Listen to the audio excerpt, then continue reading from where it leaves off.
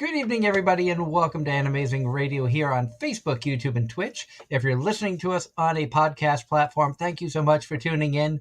We are really excited. We have a great show planned for you tonight. We have a lot of guests who are going to be joining us throughout the show. Tonight, we are celebrating our 9-year anniversary. Woo! Normally we would have done it probably next weekend, since that weekend would be closer to the actual anniversary, but due to the fact that Angela and I will be at Anime Boston next weekend and the travel will not allow me to be home in time to do a show, there is no live show next week. But we are excited to have everybody on board, and big thank you to everyone who has supported us throughout the years, including our wonderful sponsors, Home Circle Media and Casey Fox. So big thank you to them. Gavin will be joining us later on at some point. We also have some surprise guests who are planning on joining us when they have some time. So it's going to be a lot of fun. And of course, joining me as always are my two esteemed co-hosts, Miss Angela Rose. Hello, everybody. And of course, the man, the myth, the legend, Mr. Darren Starling. Good evening. As energetic as ever. He's not dead yet. I'm not dead yet. I think I'll go for a walk. I feel happy. Bonus points if you know what that's from. Bonus points. And our first comment in the chat is someone happy to see Jay. And we are excited to have the amazingly talented artist and game creator Jay Moores joining us. Hey, everybody. And without my glasses on, none your business. Thanks for appreciating me being here. And another special guest who has joined us, Miss Giovanni Cruz. Hello. Hi. I can't stay for too long, but I just wanted to pop in and say happy birthday. Thank you so much. We She are just wants a excited. piece of that sweet, sweet anime cake. She is part of that sweet, sweet anime cake. She is a very talented actress and voice actress. And congratulations. I've seen your name on a lot more credits recently. Yeah, thank you. Yeah, it's been really fun. And I know that as long as your scheduling will allow it, you're looking at joining us April 30th. Yes, to talk about the next big thing that's coming out real soon. Yay! Yeah. So we are excited new about content. that. And hello to Ross. Sorry that you're having some bad sinus pressure tonight. Hope you're feeling better. Thank you for tuning in. And big thank you to everybody who's tuning in and listening and watching us tonight. It is exciting. 9 years is absolutely nuts to think I've been doing this. I know, Jay, you've been there almost from the beginning. Yeah. Back when we were in sepia tones, and we were etching our names on stones that we put in front of our screens. Oh, God. Back in the days of no video and audio issues aplenty. That's right. And It was actually Morse code. And the technology has improved, but the technological issues, well, that's another story. Gotta have them. Come on. Well, yeah, but. And of course, Giovanni, we first joined us on the show a year and a half or so ago. It was over COVID, so yeah. It was because we jumped to YouTube August of 2021. Yes, I think it was. Yes. And you were a part of our last ever show on Blog Talk when we did the Show by Rock Mashima Resh special. That's right. Yeah, when we got all the girls together to do that was a lot of fun. Which I still have that background. Yeah, it's my girl. In fact, we're excited because next weekend Angela and I will be at Anime Boston, and Emmy Lowe is one of the guests, so I'll finally get a chance to meet Delmine in person. Yeah, she's so cute, and she's a lot tinier than you would expect. So I've seen pictures, and when I saw the cast announcement for Show by Rock Mashima Resh, and I saw she was cast as Delmine, just having watched it in Japanese, I knew she was like the perfect fit. Mm-hmm. She might even cosplay. She likes to cosplay her own character, so we'll see what she shows up in. I would. Ange knows that I would freak out if she showed up as Delmine. We'll have to remind her of that fact. I'm gonna do the shout out from the chat. Ross posted in the chat, happy anniversary to his parents who celebrated 40 years of marriage yesterday. Woo. Aw, congratulations to them. Yeah. Yes. Way to beat Agreed. the odds. I hope maybe the show will see 40 years. Who knows? See how long all of us stay doing all this. The way that anime and entertainment has been growing, there's a chance we could be around for a while. I would agree with that. Yep.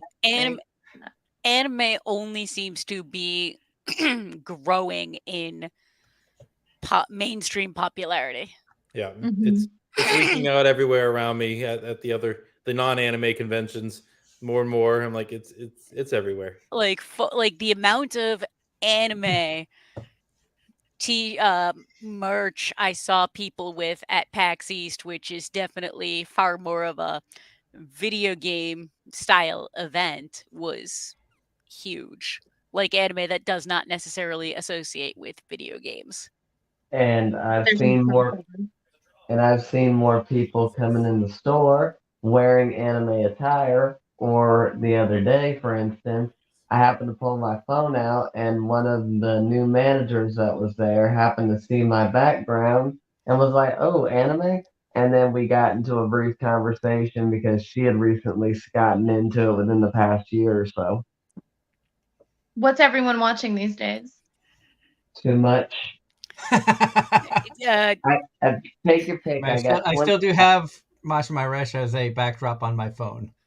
Oh, you're addicted. I have already claimed that Show by Rock as a franchise has taken over the top spot on my top 5 favorites, beaten Rosario Vampire. That was there for basically that was my gateway anime that helped me get my mind off a divorce, which is Yeah. why that had stayed for so long. But the whole franchise of Show by Rock, I absolutely love, and that has bumped that for a top Did spot. you say World End was in your top 5 too?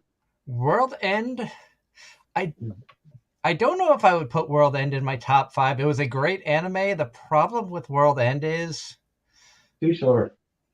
too short, We didn't have anything to do with it.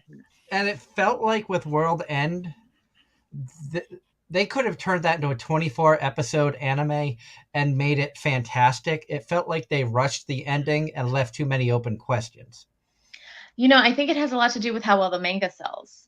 So if the books don't sell very good, then I think they kind of quantify based off of those ratings. Yeah. But I did love the franchise. I did love the series. I thought it was great. I actually have a T-shirt that is World End. I got out of one of those anime boxes. And but like I said, I just thought that it got, like you see with a lot of things, it felt like it got a little bit rushed towards the end there. That's really my only critique. Yeah. Yeah. That was a short one. It really was. But are you familiar with much of what aired this past season? I worked on a lot of what aired this past season. About to say what. Forgive me for asking, but what titles did you work on this past season? Like Yolanda. Yeah, good. Thank you for that qualifier. Yeah, that you can talk about. Yeah, most recently, Fruit of Evolution, which is a fun one if you haven't watched it yet. Sorry. It's a bad anime, but it's entertaining at the very least. Listen, I don't care. It's so much fun to work on. Because every time I walk into the studio, I'm like, "What's happening this week? Oh, this is chaotic and fun." And just imagine playing in the craziest playground you could possibly imagine. Like it's whack, and I love it. And it is not great, but it's like I call it brain candy. It doesn't require you to think. It just doesn't require thinking. Yep. No whatsoever. It's not a deep show. It is not a deep show at all. And every now and again, those brain candy shows are absolutely necessary. Yeah. And I happened to give you one the other week. Yep. What title was it? For context, we all picked a show for someone else that's outside of our normal wheelhouse of content, and Darren challenged me to watch Aho Girl, and I put it off and put it off, and then I had a really bad week, and I was like, and I knew it was going to be stupid, so I put it on, and what I got was brain candy. And I Yeah. ended up actually watching the entire 12 episodes over the But course that's of what a brain week. candy is for. It's bad for you, but you want it. It doesn't do anything for the diet, but it's you need it. Yeah. And one show I know you were a part of in the past couple of seasons was Beast Tamer, which you did an amazing job with, Stella. Thank you. Thank you. I think, fingers crossed, that one might be coming back for season 2. I hope so because I loved it. And of course, Darren picks on me because I like my Dragon Girls. And of course, when I had no clue that there was a Dragon Girl in this show when I started watching it. Mhm. And of Yeah. course, second girl that comes in is a Dragon Girl. I'm like, okay, another cute Dragon Girl. Darren's really going to get on my case on that one. Yeah. Yeah. Mhm. Yeah. And then did anybody watch Aoashi? That one Mhm. was on my list, but then we couldn't find where it was airing when it was airing. I think it's on Crunchyroll. Is it not on Crunchyroll? I feel like we watched it on Crunchyroll. That is entirely possible that that was. It is also entirely possible that that was just one we didn't find it in time to start the season, and then got so busy that we just missed it. Yeah. It Yeah. is. Well, It and is that on Crunchyroll. Yeah, and that one's a serious soccer show. So, but I mean, I heard somewhere from some people that like they weren't super into soccer before watching the show, but it helped them get into it. I don't know. So, but yeah, that's like a serious niche like soccer show for sure. But those are popular right now. Yep. The genre I affectionately refer to as sports trash. So we have brain candy and sports trash. They're kind of the same thing, except one has whistles and balls, and the other one, well, might have those, but Sports used differently. anime does not all sports anime have balls or whistles Yeah. for that matter. Some have TNA. Keijo. The hearing is that it's all more similar than It's all about the competition. Yep. Okay. Yep. No, as far as this season, our all three of ours favorite is season 2 of Bo Fury. Okay. You And- said both. Yep. Bo Fury's it seems like for the past year, every season there's one show that all three of us watch. Mm-hmm. And then we pick on each other for our differences in taste. Yeah, you guys should do a top 10. Like if it's been the past like every year or every season, you guys should do a top 10 episode. See, like make a 10 out of 10 list and see how many points you get. And a little bit of shameless plugging for Casey Fox, one of our sponsors. After the show, I'll be making buttons with Kuma Bear getting a season 2. These are going to be buttons that she has made. This is her artwork for Kuma Q and Kumayaru, the two bears that Yuna can summon with her bear gloves. That's So- cute.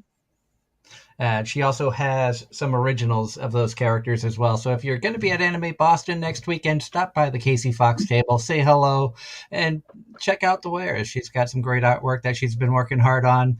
These were pieces that she actually had done in the last hour and a half. Still wet. Today. Oh wow. Impressive. Very, very talented artist. Doesn't give herself enough credit, that's for sure. But I think a lot of artists, and Jay, you can comment on that. I think a lot of artists are very critical about their work more so than others. Yeah, when you, as an artist, I mean, same thing as a voice actor too. When something doesn't go the way you want it to, you always hear it that way, and it probably always drives you nuts. But other people don't notice it as much. But yeah, with my artwork, like something didn't turn out the way I hoped, and I always see it, but nobody else does. So. And of course, Giovanna, we want to thank you for joining us tonight. I know that your brother's birthday, you were celebrating that, so a big happy birthday to him. Oh, I'll let him know you said that. Yeah, I just got the stink eye from somebody. They're like, "What are you doing?" I'm like, "I just came in to say hi." And For a second.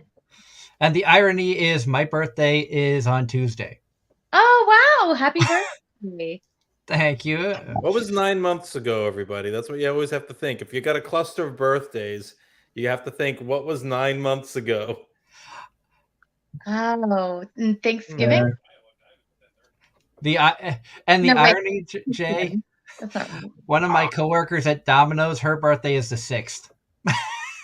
So there was something that End of generally summer. happened 9 months ago. Isn't it the end of summer? 9 months ago? Yeah, maybe the kids go back to school. Time to celebrate. Labor Day. Labor Day. I feel So like where do you explain? How does that explain a December birthday? December. That means they were Well, there's celebrating birthdays all winter year being round, but over. when you get a cluster of them, it's always kind of fun to think about. Like there's a cluster 9 months after Valentine's Day. There's a cluster 9 months after Christmas. Yeah, I think December birthdays are spring break. Oh boy, yeah, probably a lot of those. Eh. And what It's like spring breakish, right?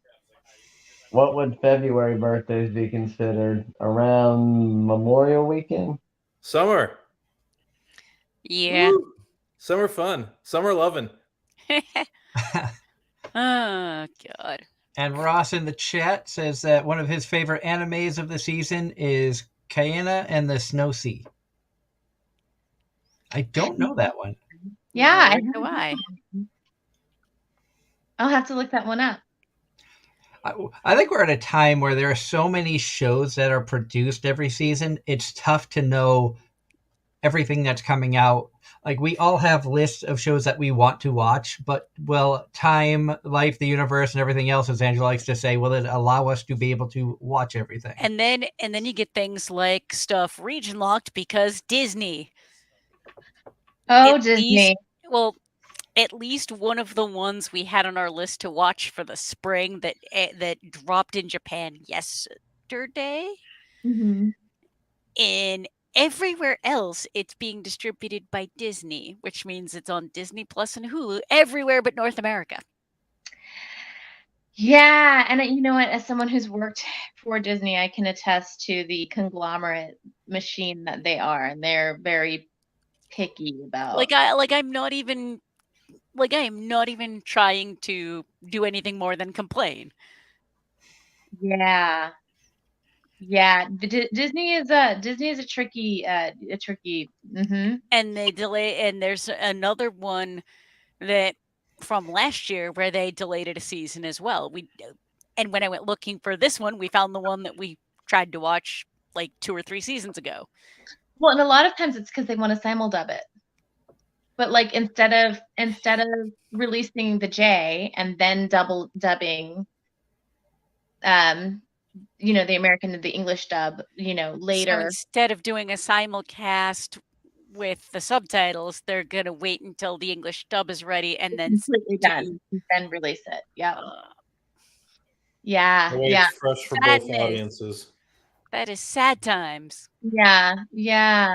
But isn't there some workaround? There are some VPNs out there that I see a lot of the YouTubers that I watch that will promote from time to time, where you can switch your location to get around that. But yeah. But if you already have the accounts, it's not necessarily going to. The VPN's not necessarily going to register. Yeah, I've never tried it. Workaround. Well, knowing that Disney also owns Hulu, this might be an interesting experiment. Well, so I wonder, but see, now we know how the rest of the world feels, because most of the shows that get released here get held for a season before they're released overseas. Everywhere else. Yeah. Yeah, it's just blah.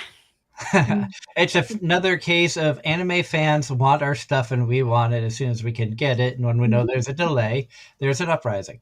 And Yeah. it's not even an uprising. It's just more of a I know I'm gonna forget.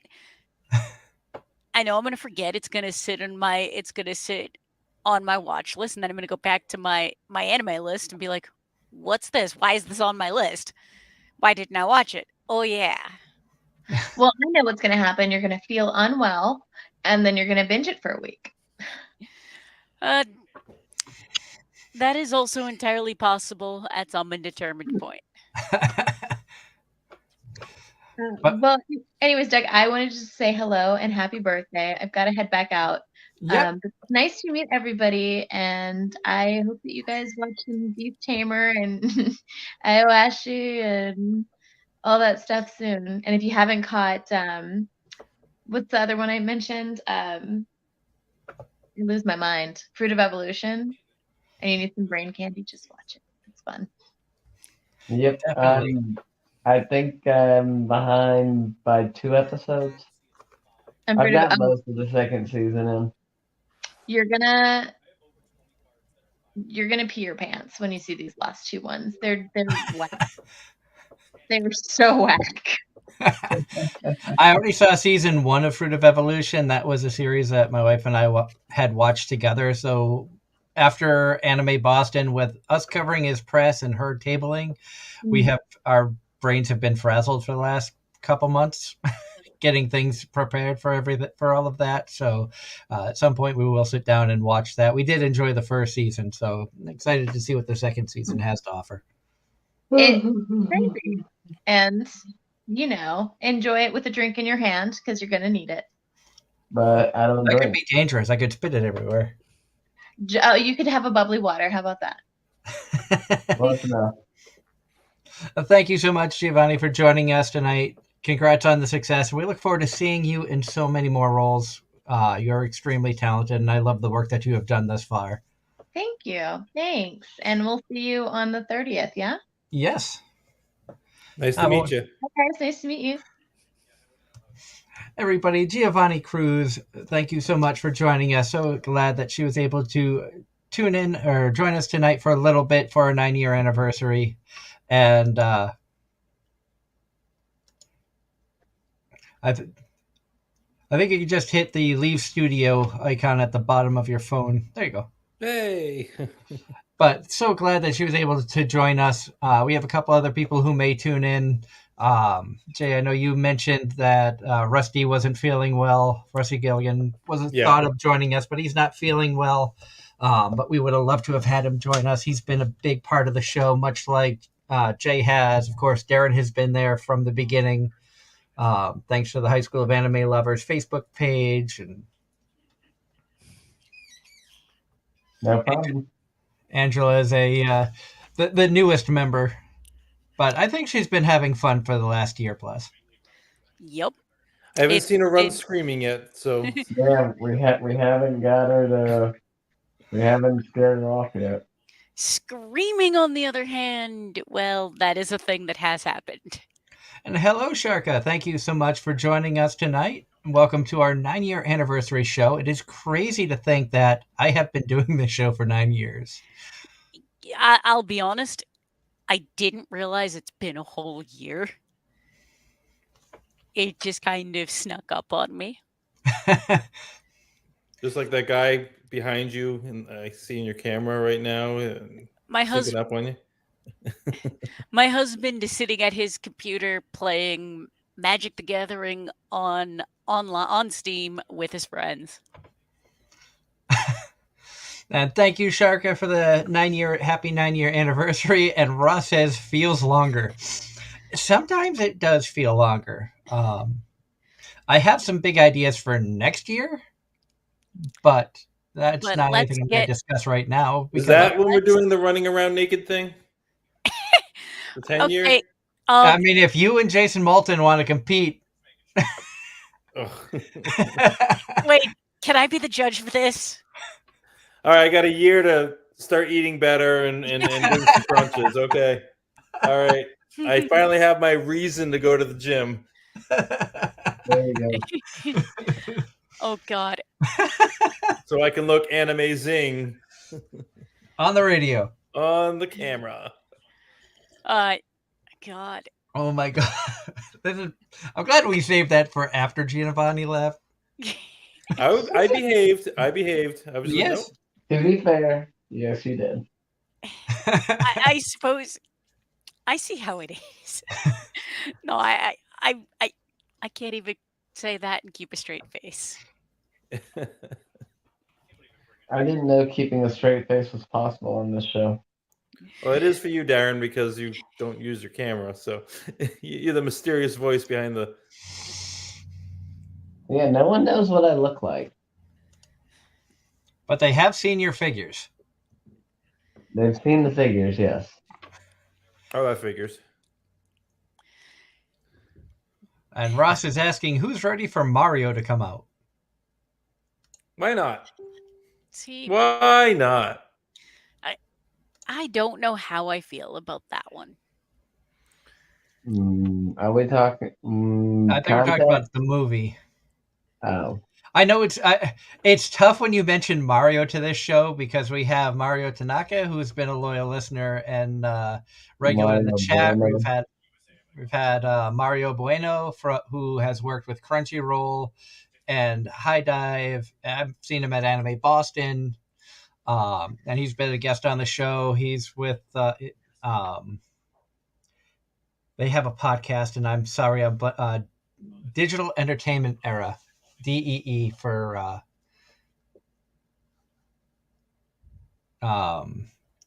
his podcast and everything. But yes, And Ross just clarified he did mean the movie. Yeah. So as far as the movie goes, I'm interested to see. I mean, like Mario was around when I was a kid. I mean, he was 8 bits of graphical brilliance. You know, he didn't have the voice. People complain about the voice. I'm like, he didn't have a voice back when I played him. So like, stop complaining about the voice. Like, people are just going to complain about everything, no matter what you do, anyway. But Well, that's kind of exactly it. It's like so it's like kind of like we were talking before about the brain candy anime. Like, you just got to sit back and you're going to watch. Everyone has their own interpretation of what it should be. Just sit back and watch somebody's interpretation of a big budget movie version of the game you played is at some point in your life, you know? Just relax. It's plumbers and mushrooms and turtles and it's basically somebody's pipe dream. oh, pun intended. Nice. Working into dad jokes.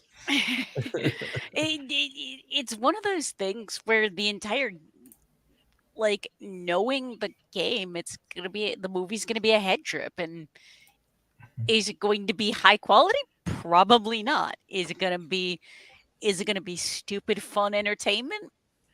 Probably. That's what I'm expecting. I'm gonna just sit back and laugh and be like, I remember falling off those. Yeah. And hello to Gavin Goska, who's joining us. Hey, how's it going? Great. Hey, How are Gavin. you? Good. Happy 9th. Thank you. Birthday, anniversary / whatever. Gavin was one of the striving forces that helped encourage me to start this show 9 years ago. I think I've been on the show with Gavin before. Yeah, I think so. Yep. Although, this picture of you right here, it's kind of hard to put the. Yeah, I don't think I've ever used my GoPro as a webcam. I think I tried it once, but I'm like, why is it showing that? That's really odd. So your GoPro it's a webcam of your GoPro. Exactly. I don't know what it is. You know what? It's in a box right now, but. Oh, I'm actually going to pass the baton over to Gavin. I have to get moving on, but happy anniversary, everybody. Thank you. Super excited to be part of it, and we'll definitely have to get together again soon. Definitely. I'll see you at the end of the month, actually. See you at the end of the month, and have a great time at Anime-Con. And hopefully with clothes on. Next time you're doing a demo that I can get to, that I'm available, I will try and actually make it out there. So, Angela, if you want, I can send you a very long list of shows I'm at all over the Boston area throughout the year. You know what? Do that, And I'll plan I'll plan to get to one that's As soon as I log off, I have a schedule image with the schedule of what I have so far at this moment, and I'll send it right to you. and And I will harass my role playing friends to come with me. Awesome. And before you go, Jay, let everybody know where they can find you, where they can find more information about Faye and everything you do. All right. Well, so I'm Jay Moores. Faye is a tabletop roleplay game I launched last year. It is taking off leaps and bounds. I can't believe it's only really been on the market for just starting the 5th month now. I'm being dragged all over the country as a guest at different shows with the game. It's basically a tabletop role play game where instead of the heroes, you play the monsters. So all the people that play the game are the things that go bump the night.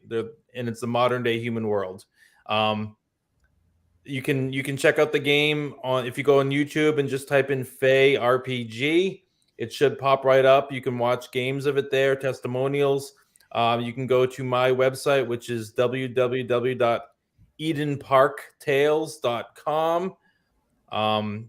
You can buy physical copies of it there. You can also there's a link there that'll take you to Drive Through RPG. If you're on the fence, you can check it out digitally, which is far less money, and you can still get everything you need to play. And other than that, I'm always lurking around. Angela will know what cons I'm at, so you can come out and check out stuff. And I will be at a convention at Vermont Sci-Fi Fantasy Expo with Anime-Zing Radio at the end of the month.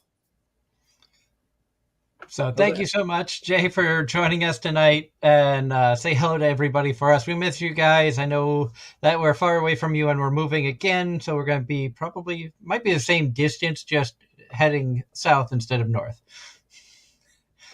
You guys are just like world travelers.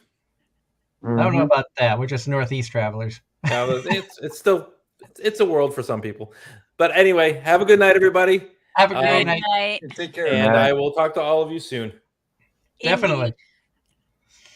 So very, very thankful for Jay for joining us tonight. Awesome guy. Looking forward to seeing him again at the end of the month. That should be the first time in a few years that we've gotten to see Jay in person at a con. So excited about that. And of course, next we have, like I mentioned, he has been a big supporter of the show since we first started. One of our proud sponsors, somebody who I am honored to call a friend. We've hung out at a couple of conventions in the past.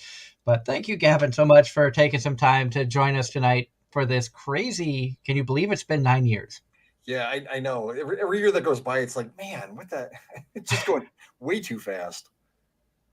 They say time goes faster as you get older, and I'm starting to believe that. Yeah, I hear you on that. And now, going back through history, and you've been a part of some of our most memorable shows. Yes, yeah. There's been some times there.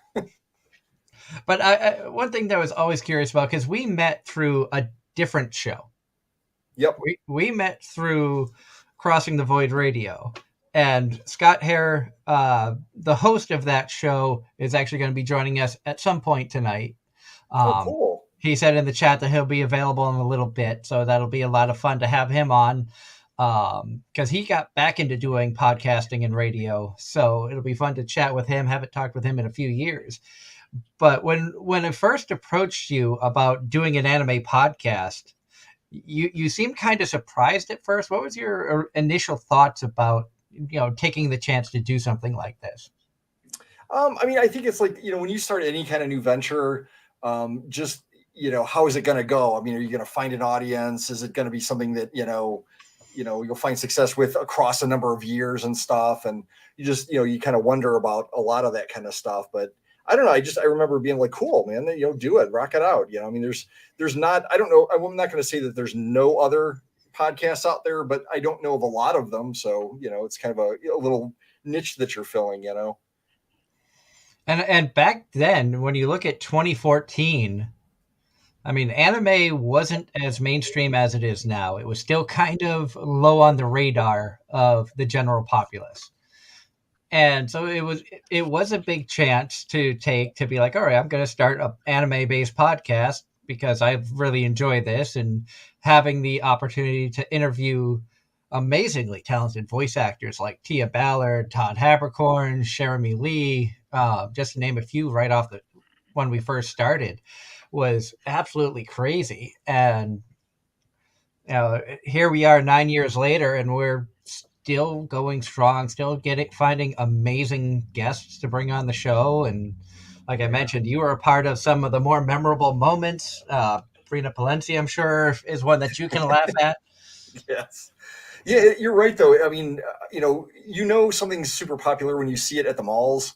With like the what is that box lunch and Hot Topic and stuff now carry like anime stuff, and I'm just like, okay, this is apparently really really gone mainstream now. But I kind of got into vending like at the end of, from what I hear, at least from my peers, the golden age of being a vendor. It was before like the kind of the vendor space got really super saturated, and there weren't as many cons and everything, and people were just like making money hand over fist, and I came in at the very end of that. So it's been kind of a weird thing seeing on one hand like anime growing in popularity, but on the other side the vendor space kind of changing and morphing and such. It's an interesting thing to kind of work through. And with us having Anime Boston coming up next weekend, which is a huge con, so much planning and stuff goes into when you're going to be vending at conventions and things of that nature. And I know you said this year, due to financial restraints, things like that, you were cutting back on the amount of shows that you were going to be attending. But do you see in the future, in the next few years, that you may increase that load again? Or I don't know. I'm not ruling that out. It just depends on where things end up. But I got really, really, what's the word? I looked at the numbers very, very carefully. I've been kind of trying to do that more and more over the years. And it's never a case of like, I don't want to do a certain con. Usually, the people that run them are awesome. And it's a fun time to be at the different events. But sometimes it's like, well, we've got to drive X number of miles to get there. And then you got the hotels and stuff. And given what we normally get in return from that, it just doesn't really pay for itself. So I was trying to really crack down on that, especially this year with hotel costs in particular going, way sky high. And yeah, it just, you hate to say no to doing anything, but I don't know. We'll see how it goes though. I'm going to go out on a limb and say a lot of those increasing costs are a direct result of how much money was lost during the lockdown and the pandemic. Yeah, and it's like it's not like I don't blame anybody for raising costs on things. I mean, you got to do what you got to do, and especially the conventions themselves. The cost of renting the venues go up, and kind of everything associated with that. So, they have to make the adjustments as needed and stuff. But on kind of the end of that chain is us being a vendor, and we've talked about this before. I don't really want to charge, past a certain point for products, no matter what they cost me, because they just, it's like, I would hate to be on the receiving end of that. I don't want to spend, $100 for a puzzle or something. Not that it would be ever that bad, but, I can think like a consumer, or like as a fan and stuff. And it's like, well, this seems fair, but that kind of doesn't, Yeah. Mm-hmm. And that's where it's tough, even with Casey Fox having a table in Anime Boston, a lot of the stuff that we've talked about over the past couple of weeks is pricing on the artwork, the pieces that she's done. We just got into buttons. Anime Boston is going to be where she debuts buttons. I think she 35 different button designs she'll have at least. That's cool. That's a good move. And a lot of that is because Anime Boston doesn't allow stickers. Oh, okay. So we decided to switch from stickers to buttons. And so I've gotten a workout 30. So after the show, I've got 24 more buttons I need to make. And then you figure 35 times 12. And that's how many buttons I've made in the past 3 weeks. Sorry to jump in, but what the heck's going on with your camera? Oh, I don't know why it defaulted to, No, not you, Gavin. Doug. Oh, Doug. What do you mean, Mike? You're going back. You're having Gavin's GoPro screen flash over yours constantly. That might be on your screen. I haven't seen that happen. I'm not seeing it either. I'm not seeing it either. That's weird. Hold on. So Darren may leave and come back. Before the shows, I kind of have some technical issues where I sound like a chipmunk. So I usually have to log in, log out, log back in. And speaking of Mario, hello and welcome. Check And your messenger. Mario's in. Mario saying finally the chat works. Technical difficulties. That is that is weird, Darren. It's not seeing that on my screen at all. Yeah, that is strange. And thank you so much, Mario, for tuning in. Thank you to everybody who's joining us live tonight for our 9-year anniversary show. If you're listening to us through our podcast platforms, thank you so much for taking the time to tune into us. If you're new or if you've been listening to us since we've first been put up on the podcast sites, thank you so much. We really do appreciate all the support and all the listens and love that we get from the community. You guys, we do the show for you guys. We try to get some of the best opinions, entertainment, some of the best guests that we can for our fans, for you guys who take the time to join us. Not everybody can take 2 hours out of a busy day to sit down and enjoy a podcast. And for those of you who join us even for a few minutes, we really do appreciate it. 9 years is a long time to be doing anything. And I will be honest, when I first started the show with a nudge from Scott Hare and at the time our booking producer Clarissa Vasquez, I didn't know if we were going to last a year. I had no clue. Yeah. Because I thought it was just going to be something fun to do. And then it became kind of addicting, and it became kind of therapy for me, where you have a rough week, but you sit down and you're able to talk to people and get to learn about a lot of people, whether it be artists, cosplayers, musicians, gamers, the voice actors, people like Gavin, who has so many multitude of talents between being a musician and, the anime side of things that we really connected on on a whim, really. Yeah. Yeah, I think that was just a during the show kind of conversation that started like that, that all happened with. That it was a commercial break conversation, yes. And yeah. I mentioned Strike Witches, yeah, and you were like, "Wait, if you like that, you've got to check out Girls in Panzer," which I think I had just seen actually when I told you about it. That's funny. And see, I don't See, now I remember the first time I was on the show was part of a cosplayer roundtable. But I don't remember if I had met you at that point in person, or if that was just a mutual acquaintance of ours basically convinced me to join because she was going to be on the round table. We had met in person by that time because you had done a photo shoot with Casey. So that happened first. Okay. Yep. It's me misremembering the order in which things happened. That's how we got to meet you, because every cosplayer that was a part of that cosplayer roundtable at that time was people that I had met at conventions. Because the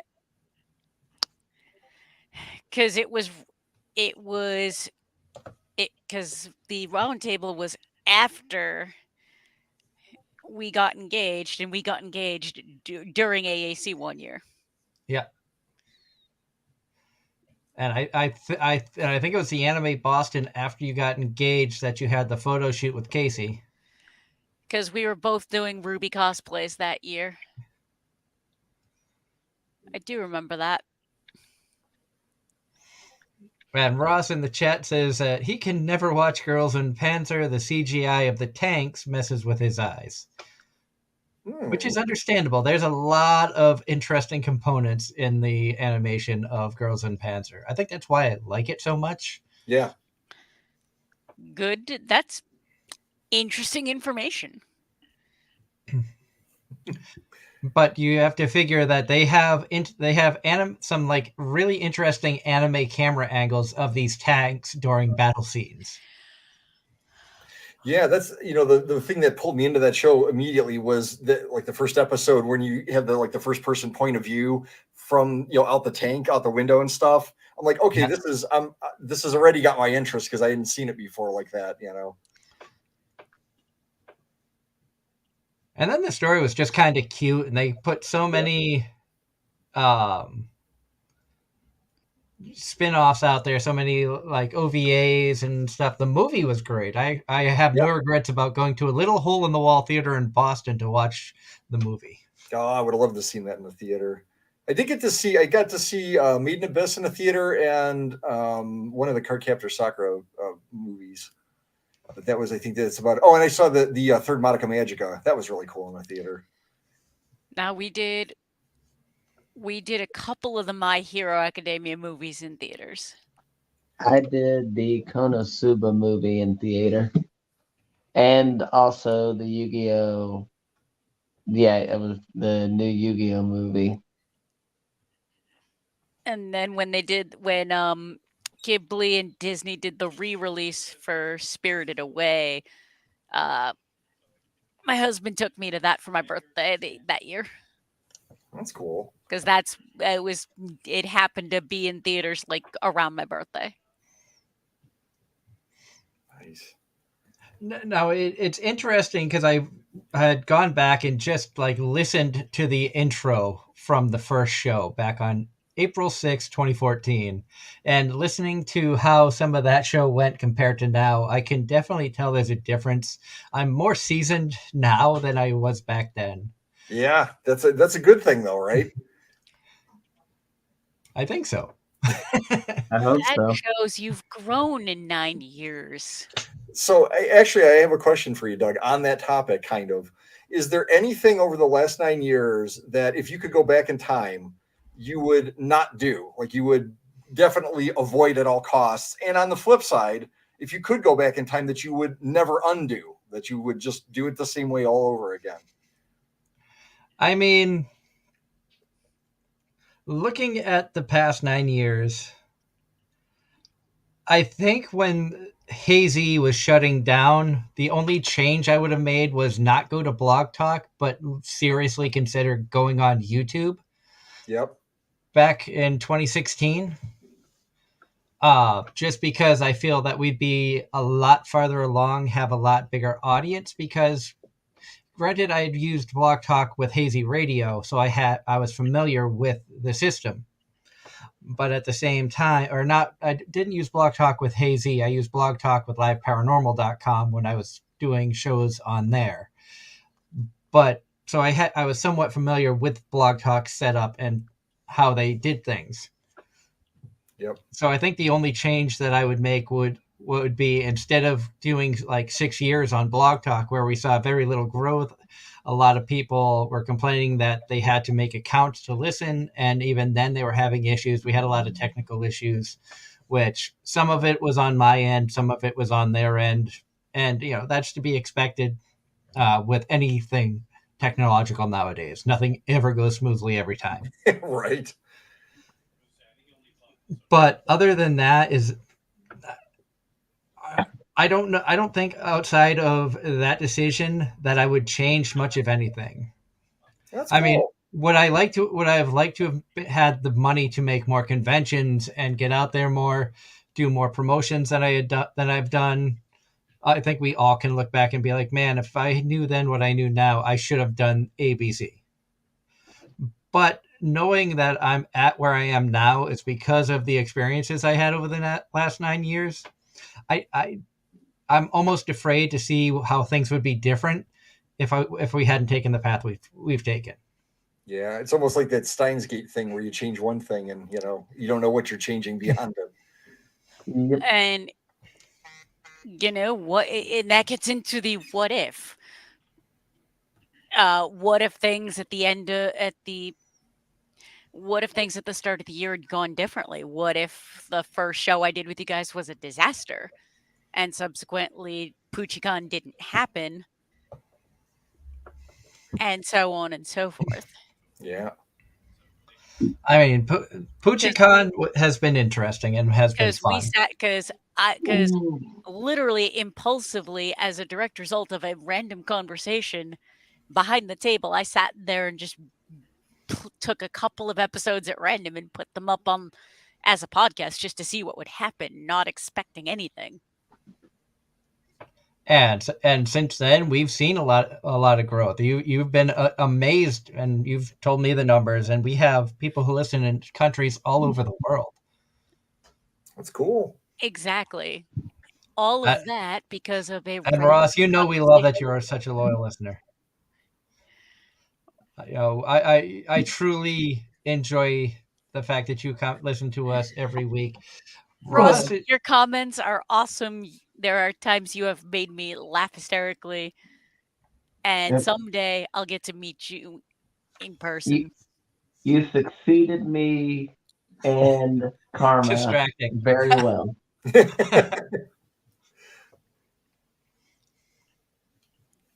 Because it used to be me and Karma that would distract Doug throughout the whole show. Now it's Ross and Mario when Mario can make it.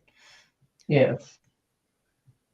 And seriously, we like Ross. You have my utmost respect, man. The fact that he joined us for 11 hours of 12 hours of live broadcasting from Vermont Sci-Fi and Fantasy Expo last year, he deserves like a lot of credit and a lot like if I had the finances, I would get something and send it to you. Like it means that much to me that you've supported us like you have. Some Have you put him as a guest on the show yet? I would love to have Ross come on the show if he's interested.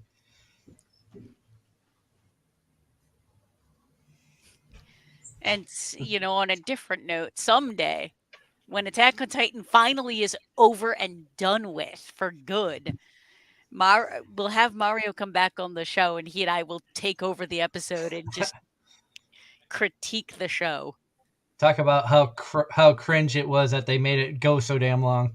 Not that the show is bad. I don't want people to think that I'm saying that because the show is bad. I'm saying that they would talk about how cringe it was how they handled the ending. The final season part 2 part 2. Yeah, I heard about this. They broke into parts of parts. And subsequently Just like the Fate series, they're milking it for all it's worth. it's like and it's gotten to a point where just finish the damn series. Like we'll be in our 50s before that finishes. That's hey, Luffy might find the One Piece first. Yeah, that's another one. At this rate, Game of Thrones, the books for Game of Thrones will be done before Attack on Titan is finished. Well, we can't say that Ash is going to be a Pokemon master anymore. Something else. Super off topic, but the Psycho-Pass movies of Shadow dropped on Crunchy. Hey! This makes me happy. And I know, Gavin, you were saying before joining us in one of the messages that you've been doing some updates to the Home Circle Media website. Yes. Kind of in preparation. I'm in a dead spot in terms of cons right now. My next con is at the end of April. So we're kind of in the process of restocking a lot for that, but then also for the web store. So I'm staring at a large pile of trading figures and things that I need to finish inventorying. Hopefully tonight. We'll see if that happens. But new puzzles are in. Finally, some Chainsaw Man stuff is starting to show up now, which is I'm really glad to see that. We got some new paper theaters in, and then I added a shipping estimator onto the product pages. So instead of having to go to the checkout, the whole process to find out what the shipping is, you have to type in your zip code or whatever, your city and state and stuff. It'll prompt you for that, but then you can at least get an idea of what you're in for shipping. And then just like some minor things. I did up a new banner featuring Spike's family today. Just trying to keep it up to date and stuff. That's cool. And I'm looking through the site now because every now and then I look through to see what you have for the officially licensed art books because there are shows that I've been watching that I kind of keep an eye out. It's like, okay, has Gavin gotten any of these in yet? Yeah, sadly on the art book front, it's been really, really slow. That's the one product area that I haven't had a lot of new stuff in at all. I just maybe I don't know if like a lot of the shows aren't producing art books anymore or whatever, but we've gotten kind of stocked up on everything else except that. I wonder if it's a shift from physical media to more digital media. Yeah, it could be that too. I noticed our sales have been slowing down. Like puzzles always do well. The trading stuff, depending on the show, could be insane. Like our Pokemon, the terrariums that Rement does, which are awesome. Those sell out in like, you turn around and there's like a box of them gone. But yeah, art books have definitely been slowing. They used to be my best seller, period, regardless of the con. So I am happy to say I think I have 4. I have 3 or 4 of them. Because I have 2 new games, The World Witches and Show by Rock. So yeah, I've got 4 books. Cool. Yeah, I'll keep trying to get them though. I mean, that's a line of products that I love carrying and stuff. They're always fun to look through and easy to bring to the cons. They don't take up as much room as figures. Yeah, oh man, I got out of that long time ago because of that reason. I love carrying figures. I still kind of miss it in a way, but I do not miss packing them. And with a smaller vehicle, like not a truck, oh yeah, that's always interesting. I always laugh because I'm like, I would love to like, I've thought about being like, I could maybe start an anime store or something like that, but then I would lose money because I collect figures. I would get stuff in and be like, I kind of want this. Yeah, that happens. And you get first shot at things too, especially if they're in like limited quantity. Like, I mean, honestly, a lot of the trading boxes I got in, especially for Chainsaw Man, it was like the last box they had. Like literally, if you go through the catalog now, it's like discontinued. So you'll find that a lot with the figures too, where there's a limited time window to get them, and if you get one, that's like the only one you're going to get. I know, Darren, you like the figures too, and you know how difficult it is sometimes to find what you're looking for. Yep, because they're only produced for a limited time because of the complexity of making them. So you have a limited run, and then once they're done, that's it. Then it's good luck finding them, unless they decide to miraculously do a recasting, which is mostly reserved for the popular figures. Or you find them in secondhand shops in Japan. And then I have to wait for my friends to go to Japan and get me the stuff. And at this point, it is almost set in stone. Nothing is booked yet, but I'll be going to Japan in 2024. And going back on the Attack on Titan comments, Nunya Business says breaking shows into extended parts for structured release is something that's gaining traction across different shows. And that's not just anime, that is all types of shows in all genres and all aspects of entertainment. Like staggering out breaking the shows into like shorter parts spread out is fine. Like I understand why they're doing that. And that's whatever. But don't call it the final season unless it's actually the final season. or at least don't be dumb in how you name your season, your parts. Well, everyone always gets the whole, is this a season 2? Is this a split core season? What do we got going on here? Like, just keep it consistent across the board is all I ask. Oh, that sounds too much like a normal thing to do. You want to separate yourself from the normal.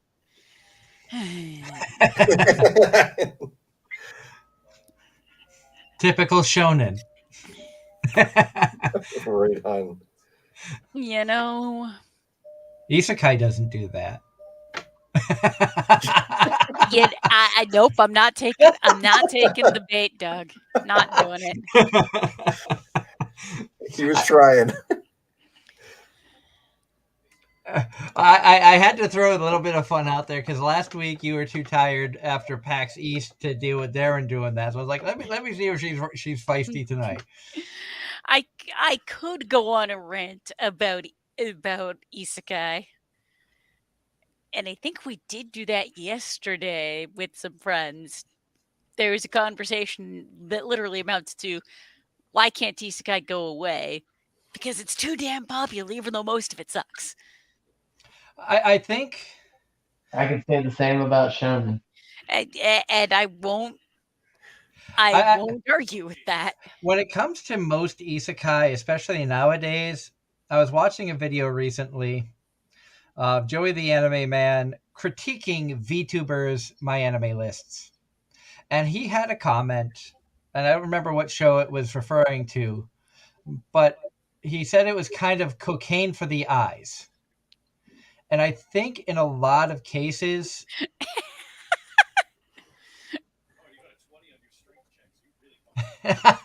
Mara says we need an episode where you just rant about isekai for an hour. God damn it! That means I Me, actually have to think. Sorry. me, or Angela, or all three of us. Probably all of us. I The thing about isekai, and I will be dead honest, why I enjoy the genre of isekai.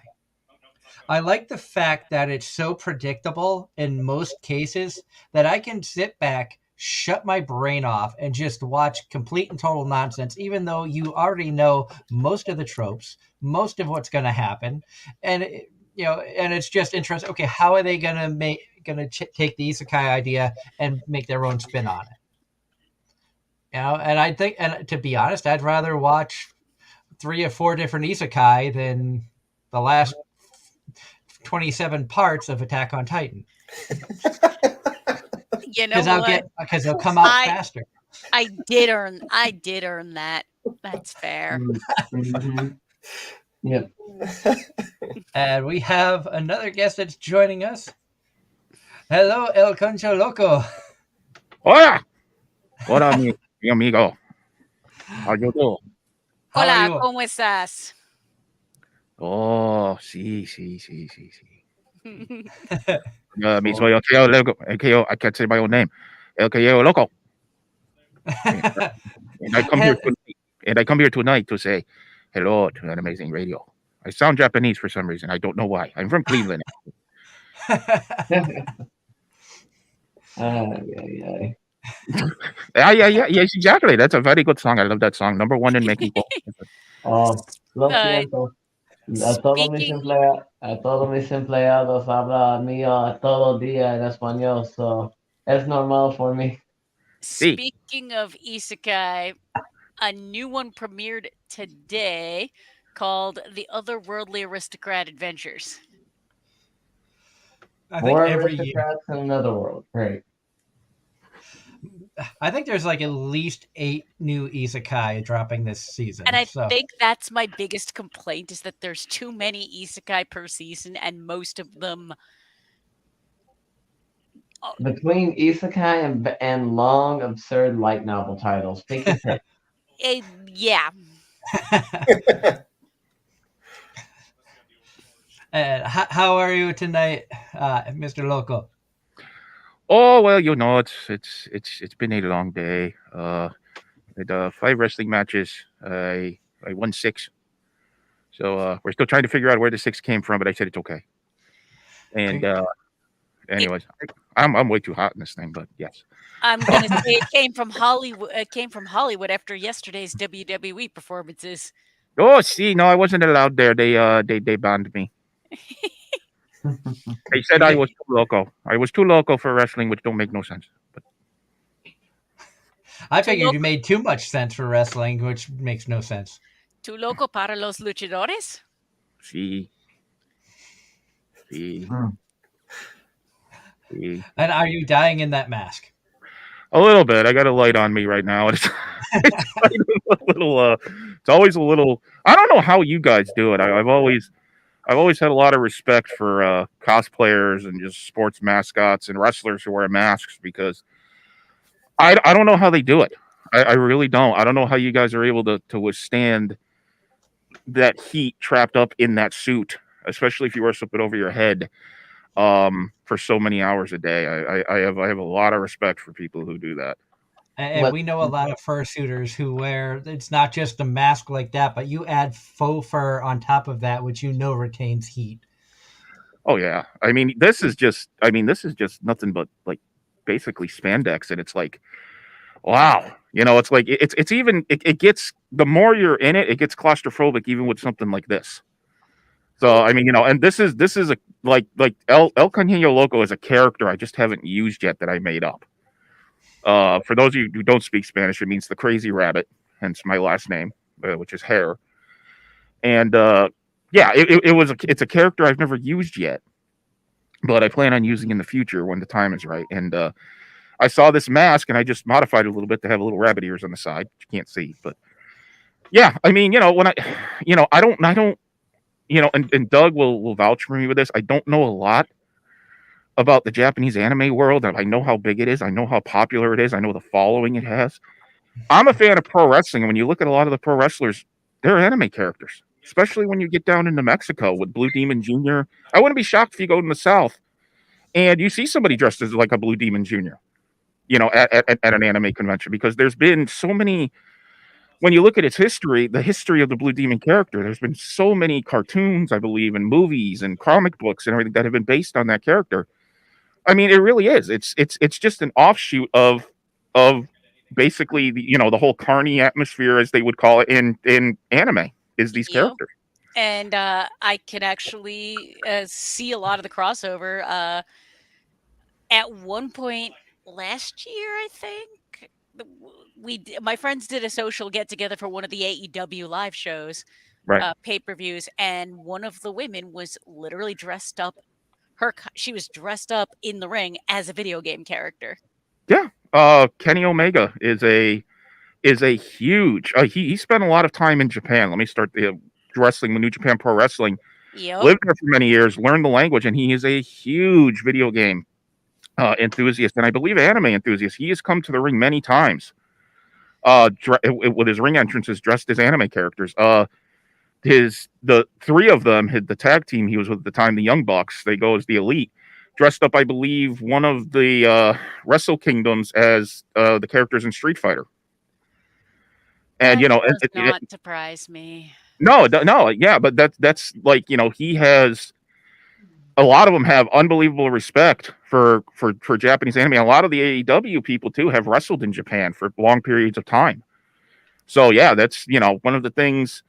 When you can't really go out, because if you go out anywhere, of course you're going to be mobbed. You're going to be asked for autographs and everything. That's it's what you do. You sit in and you watch whatever you can to keep the time going by until you have to go out for a show. And yeah, so I mean, pro wrestling has a lot of.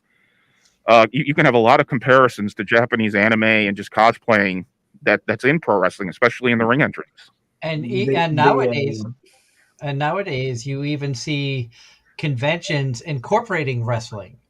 Mhm. PuchiCon last year at the Yep. Masquerade, the New Jersey show, actually had wrestlers do a performance while the judges deliberated during the Masquerade.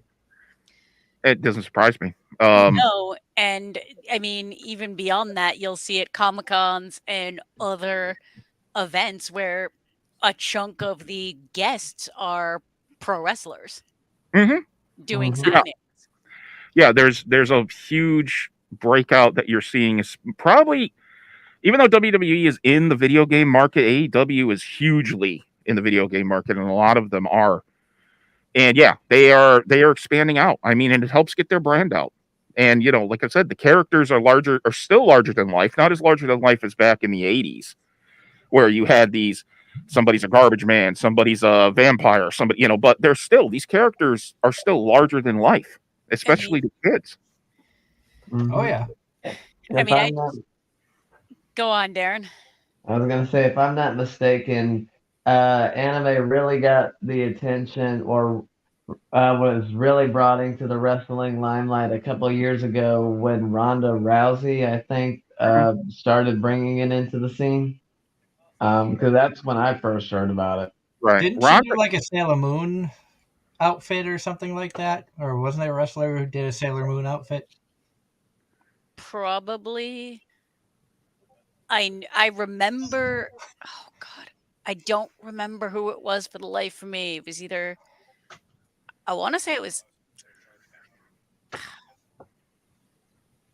I don't know, Eh, but I there's a lot of the girls love to dress up Hmm. and would do very kawaii costumes. and Ross brought up. I couldn't remember the name of it, so thank you, Ross. But there is a masked wrestling anime called Kimono Michi Rise Hmm. Up, which is an isekai, and it's hysterical to see these professional wrestlers sucked into another world where one of them actually suplexes the princess of that kingdom. Just Oh, grabs just grabs her and full-fledged slams her head against the floor. I think that's I think that's amazing. It shows just how closely related the two genres are. They're completely different, mind you, but yet at the same time they are completely the same. And And good. go ahead, finish what you were saying. I completely forgot what I was going to say. So go ahead. No, I just remember one of the big things. One of the big to dos was uh in AEW, MJF was I don't know if he still is because I haven't been following, but was the big heel, He and still is. and he made a Twitter comment basically be trash talking, tabletop role playing, and all the nerd things, and then so many former and current wrestlers were just like, "Dude, what's your problem? That stuff's awesome." Well, he is from what I hear, he is I don't know what word I can use on this broadcast. There's a We do lot of swear words. on we do Okay. swear on it from time to Okay. time. Well, from everything I've heard, he's a dick. So he is not the nicest guy in real life, but he plays his character extremely well. And he probably recognized he was in an audience that loved the video game world, loved the video game genres, loved the anime genres. And you know what? He saw that and he went, aha, I can use this. And he's very good at that. And I Yep. there are so many people who people want to literally kick his butt.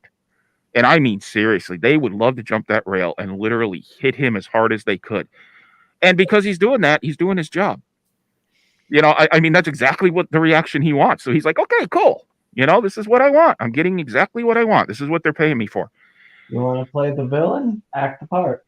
Yeah. I mean, CM Punk was famous when they wanted him to turn heel in WWE. He was famous for telling Vince McMahon, you want me to be a heel? Give me 10 minutes. I'll make this whole place want to kill me. And he did. Within 10 minutes, that whole place wanted to kill him, to the fact where he jumped into the stands and literally he got jumped by two fans. And it's like, that's a no. Don't get me wrong, but literally that's, he said, give me 10 minutes and I'll make this whole place want to kill me. And they literally did. They wanted to kill him. He proved the point, and that's kind of where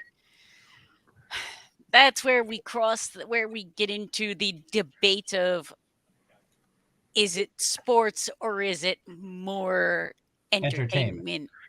It's both. It is Exactly. it is honestly both. They are everybody knows that they're predetermined matches, but these guys have to be athletic to do what they do. I have been lucky or unlucky to be able to take a few bumps in a ring. I had a friend who had one, so I was able to go in there and he showed me how to take a bump off that ring. I couldn't walk the next day. So, I mean, these guys all come from athletic backgrounds, and women, I should say, come from athletic backgrounds. So the sports end of it is always there. You have to be in top shape, or you have to be at least in ring shape. You have to work at it to be able to get there. But yes, there is an entertainment angle. It's what I call it is I literally, like, my mom laughs when I say it, it's the best soap opera on TV. Yeah, Literally. Yep. I've referred to wrestling as a male soap opera. I It, have, it, I have, and it is true because back in the when I was Back a in the good young old days. child, when I was a young child, Hulk Hogan was like Mm-hmm. in the peak of his career.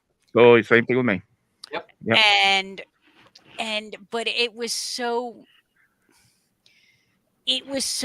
badly scripted at that point. It was Right. so fake that you Yeah.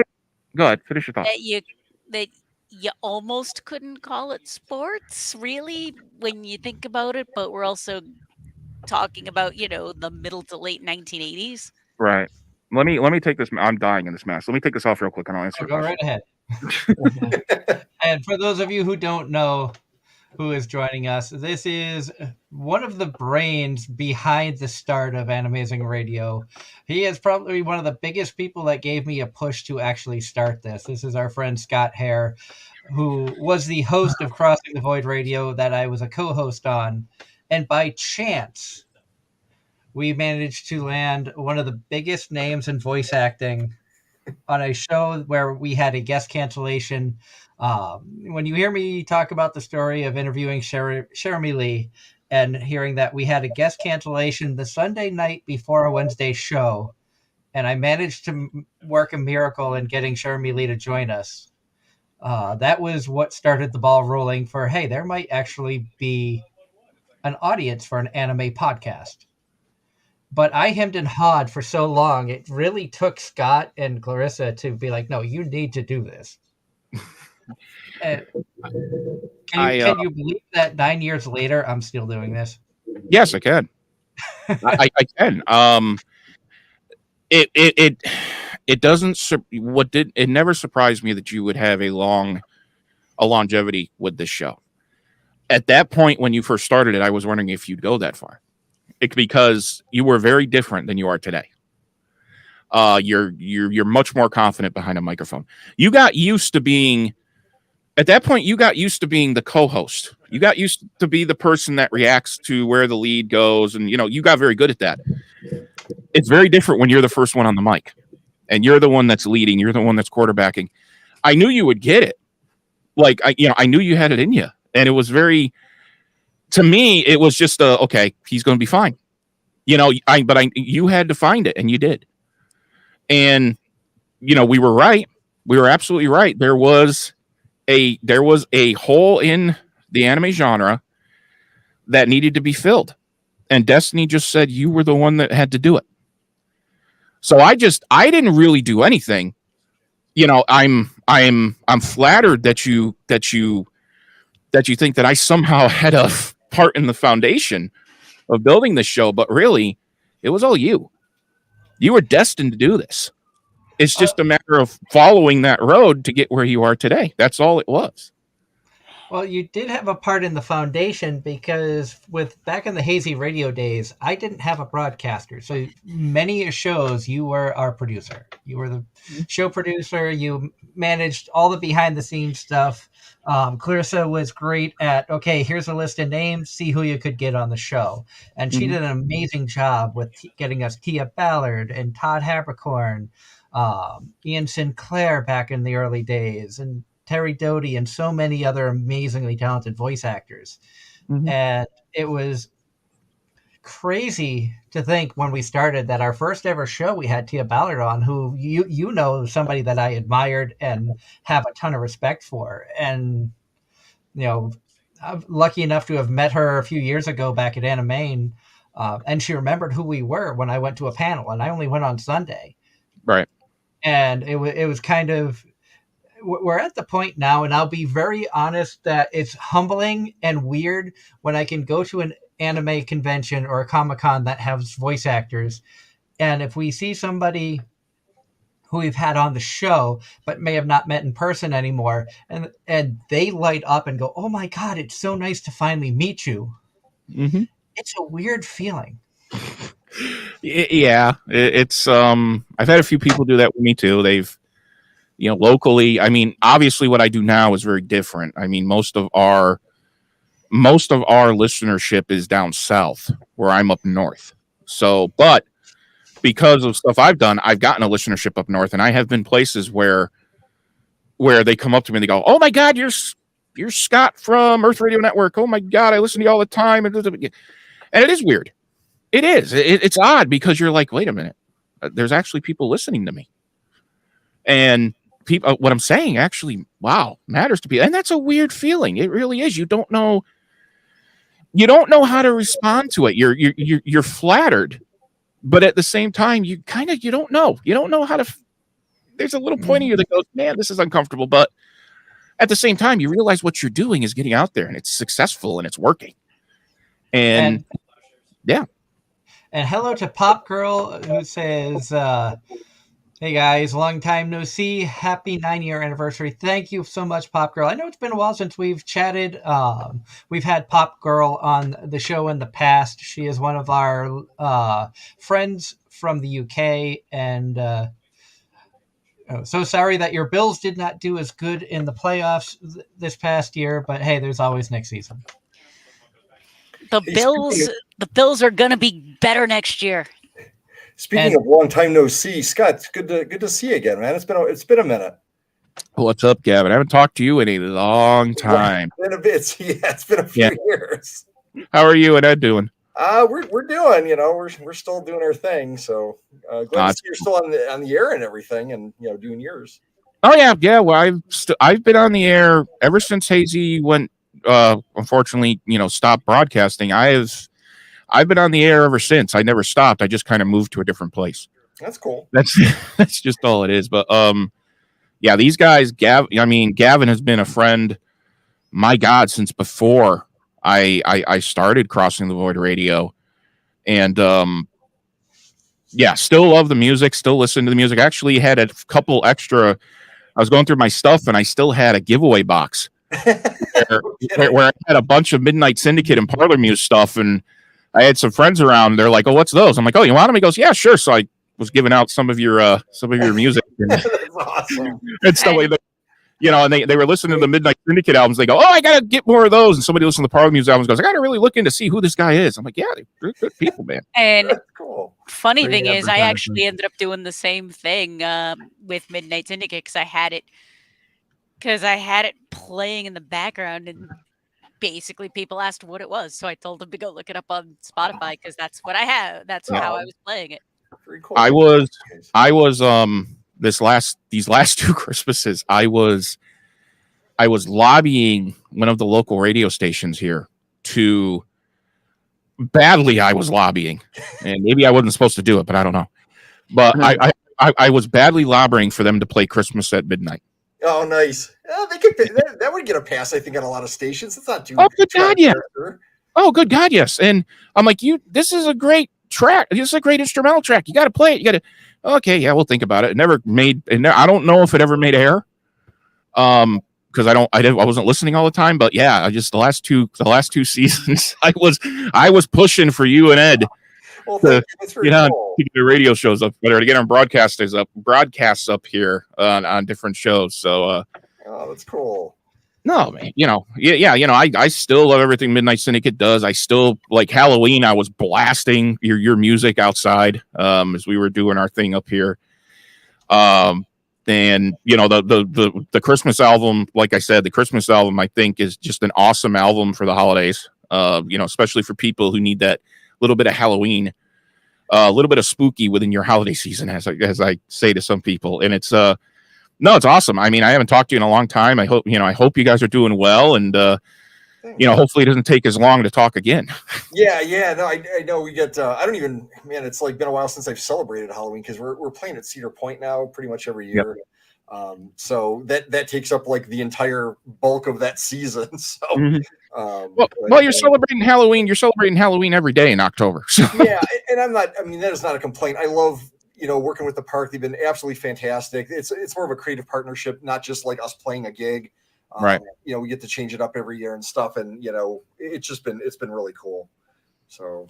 Right.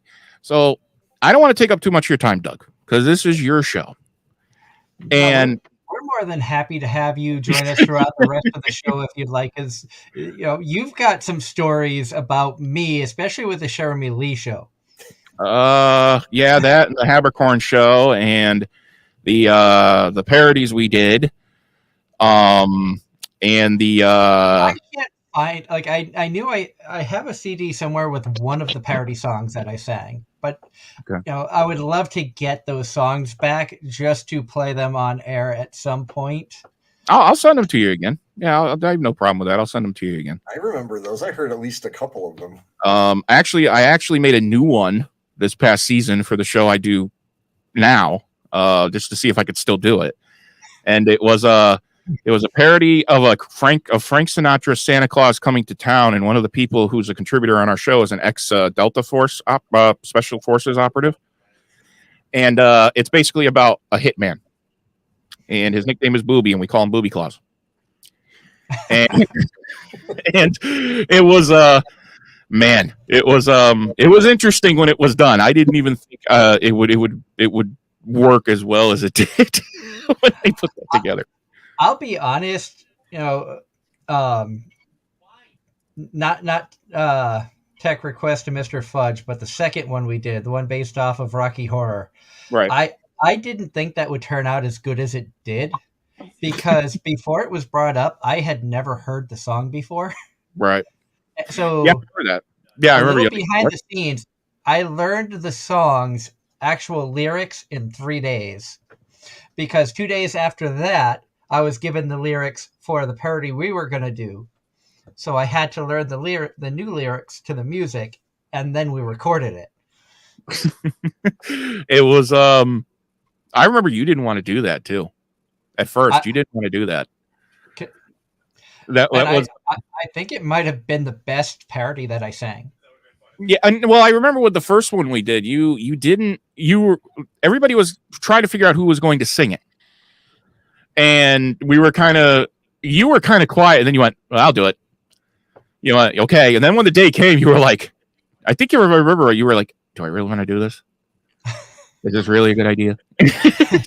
But you know what? I think it worked for you because you came out of that shell a little bit. Yeah. I mean, and the whole like Doogie Stardust character that was being brought up. Yes, I could see your eyes there. You kind of think, oh God, you got something set up here, don't you? And yes, I do. And the whole character, and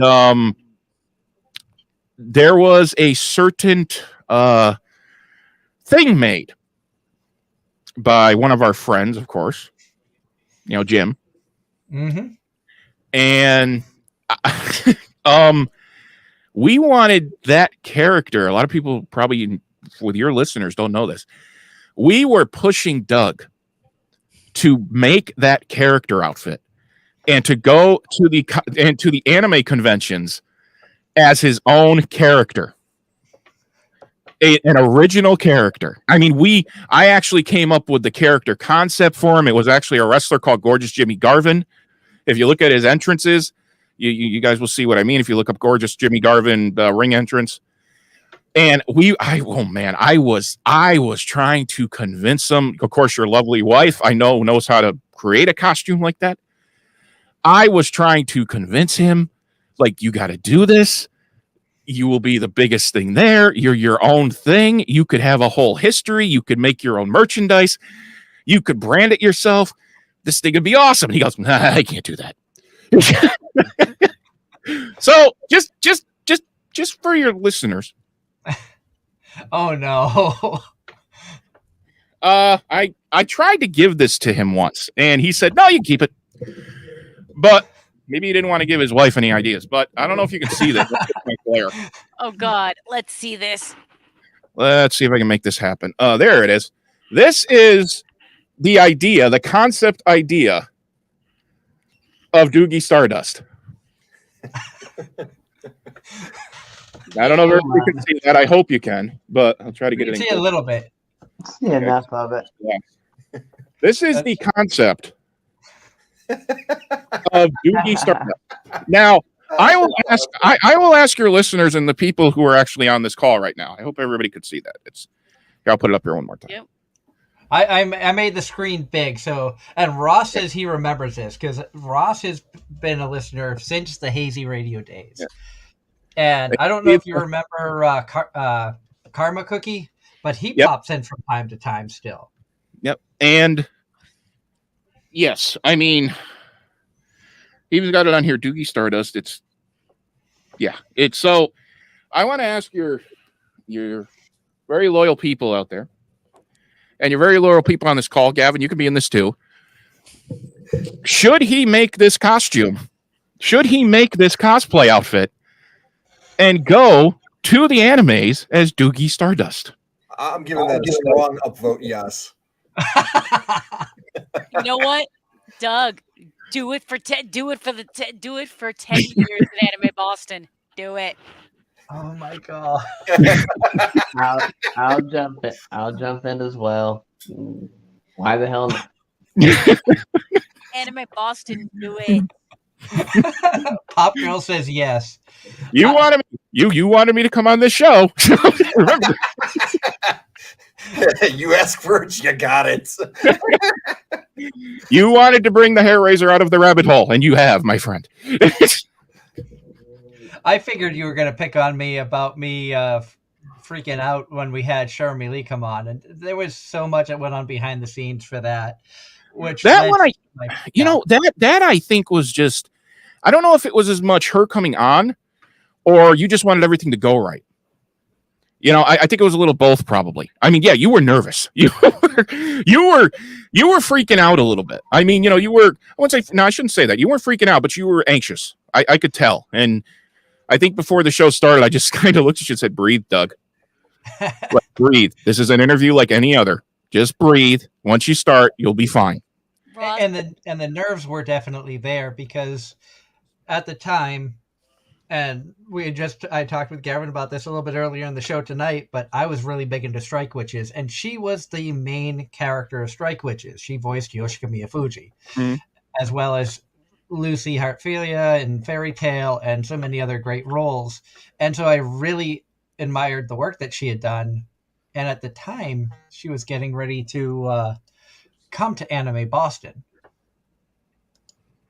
So it was just like, in 3 days' time, I reached out to her via Facebook randomly and told her who I was, what we did, the situation.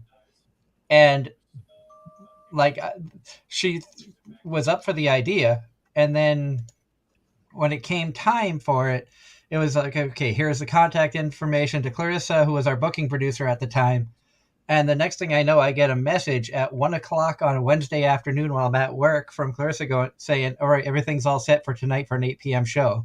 So you could probably join us for a half hour, maybe 45 minutes as she's preparing for Anime Boston. She then came on the show for almost 2 hours until her phone battery died.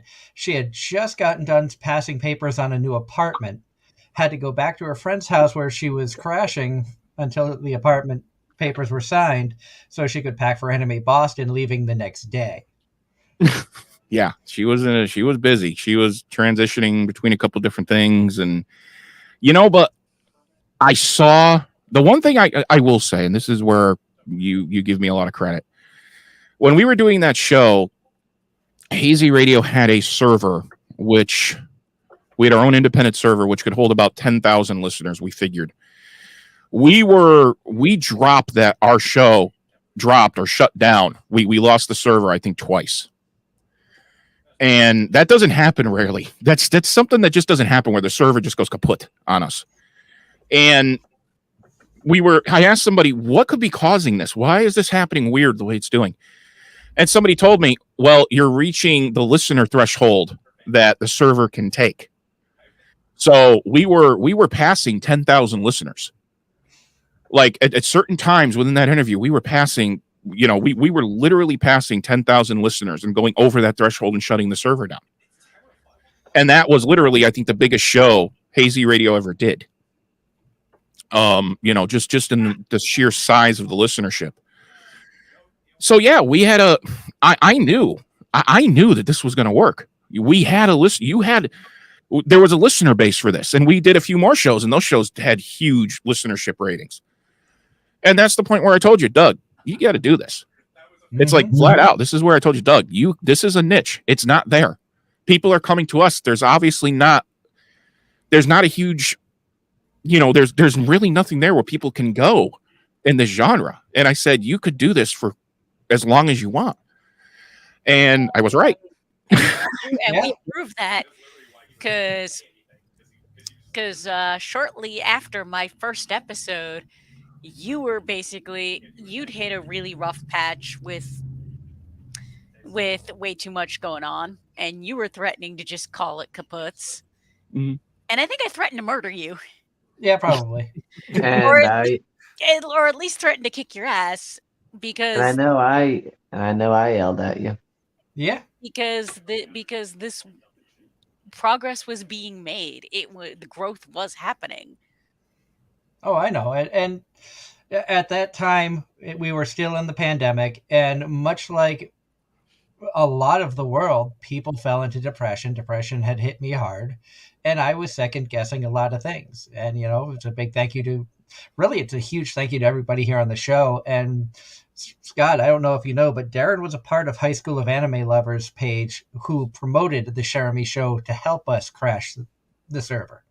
Okay, that's cool because they helped a lot. They helped a lot get the word out for that. And yeah, I was having a lot of problems keeping that show on the air that night. I was holding it together with duct tape. That's how much that server was being taxed. See, Darren, so me reaching out to you guys, because remember Zenobia that was in the chats on Hazy? Yeah. That's Darren. Okay. and now he's our esteemed co-host, and then we brought Angela on because Darren and I think a lot alike when it comes to anime, where Angela is very, very much different opinions on most shows. Typically, there's maybe one show a season we all agree on. Sometimes two. And I'm sure there'll be seasons where we won't agree on any. Mm-hmm.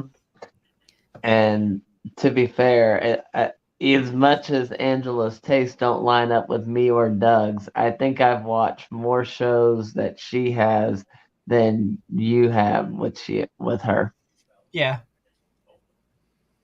And that's the cool thing, I mean, with the pandemic, it was tough on all of us, yeah, but shows like this and shows like the one we do, outside of the fact that all those guys are in a studio, but it's a show like yours where it's so important to stay there. It's so important to keep pushing down the path because nobody has to come into your studio.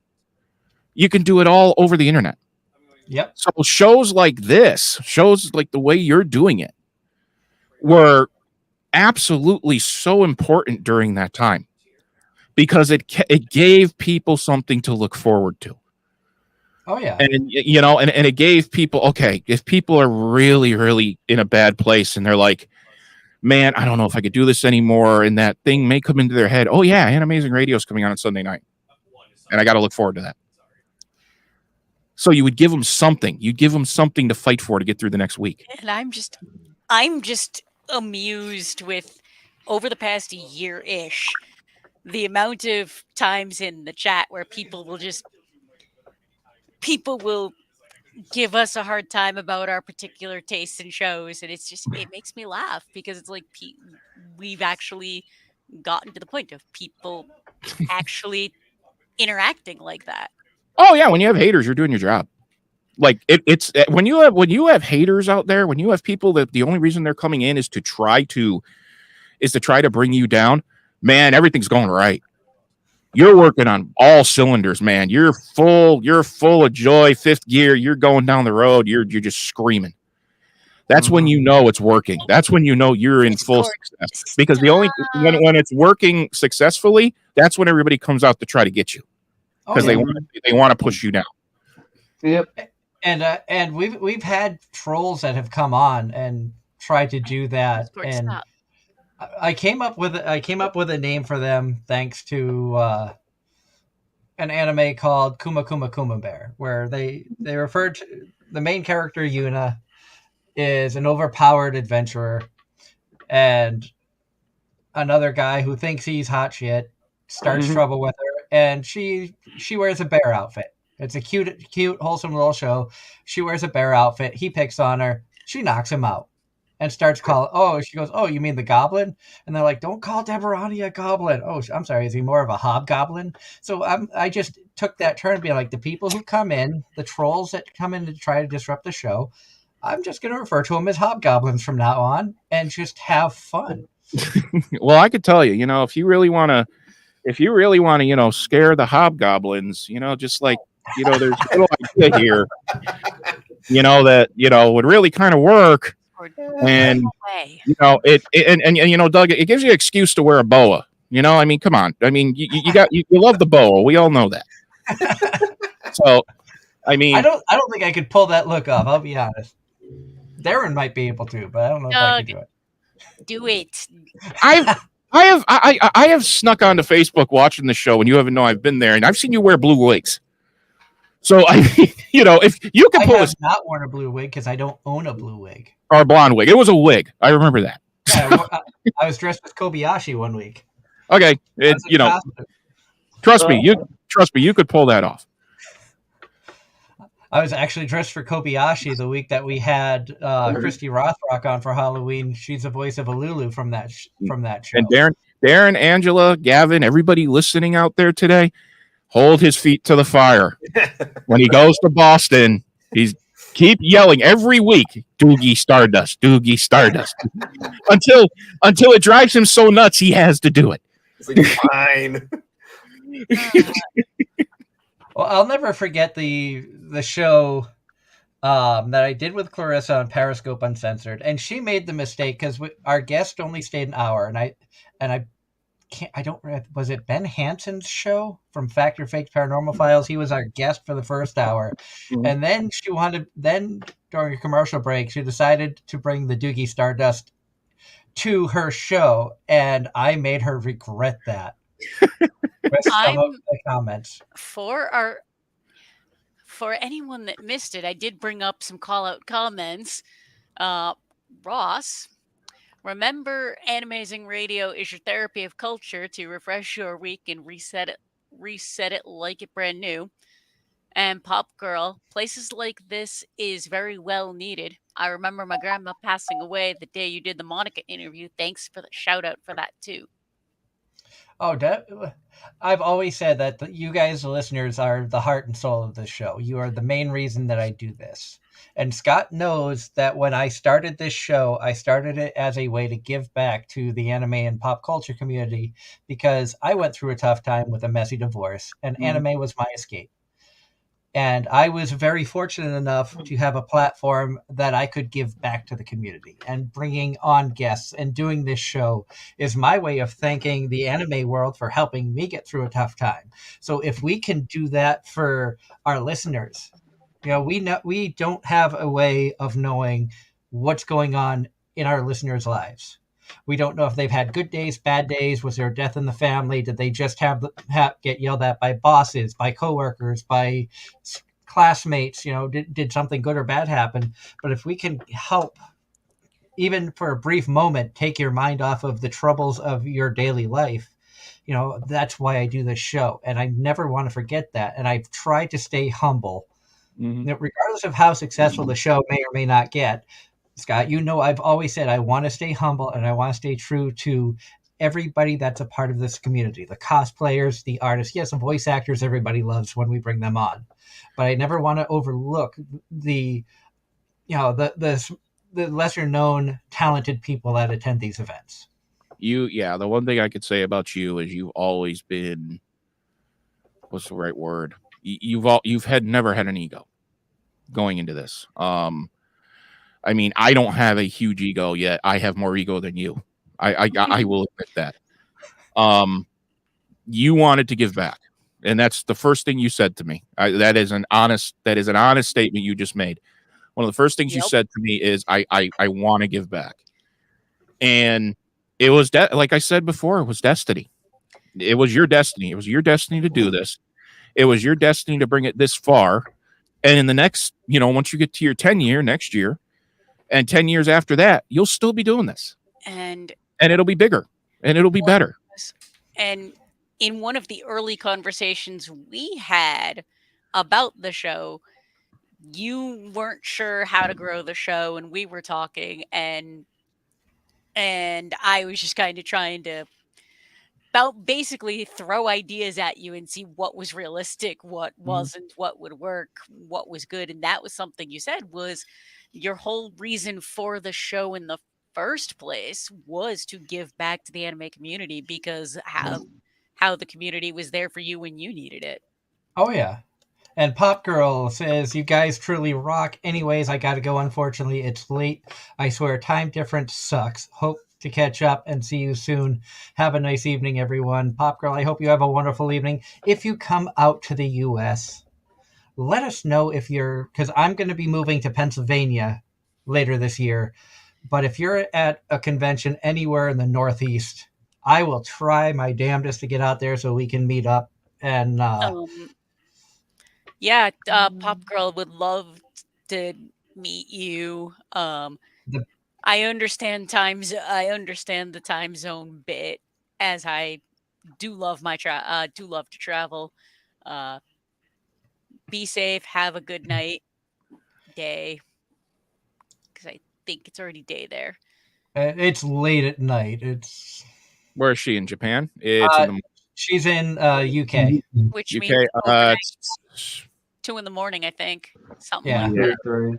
She's used to staying up late to watch, like, she's a Buffalo Bills fan, so she's used to staying up late to watch them and during yeah, football season. it's almost 3 a.m. over there, depending on where she is. So get some sleep, and the big one to look forward to would be Anime Boston next year, because if things go right,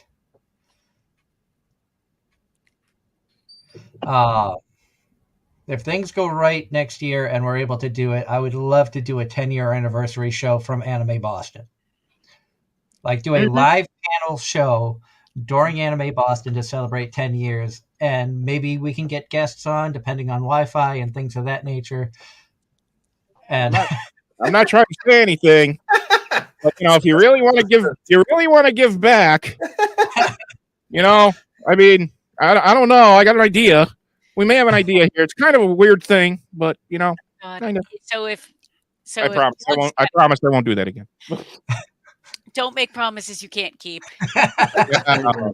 I'm pretty bad at that. But I suppose if that's the case, we'd need personas for all three of us. Oh, give me time. In fact, give me an hour. I'll be there.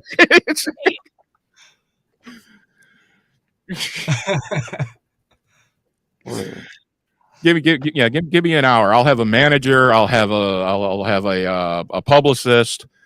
And trust me, they will be equally as crazy as Dookie Stardust was. And I know on one of the shows that you were on with us, Gavin, we had gone down memory lane about some of the more memorable moments, and you brought up the time that Todd Habercorn brought us in the studio. Oh, good Lord. And that was during Scott's show. Yeah, that was awesome. That was hilarious. Yes. He's like, okay, be quiet because you're not supposed to be in here with me. And I'm thinking, I got to do a radio show. How do I do this?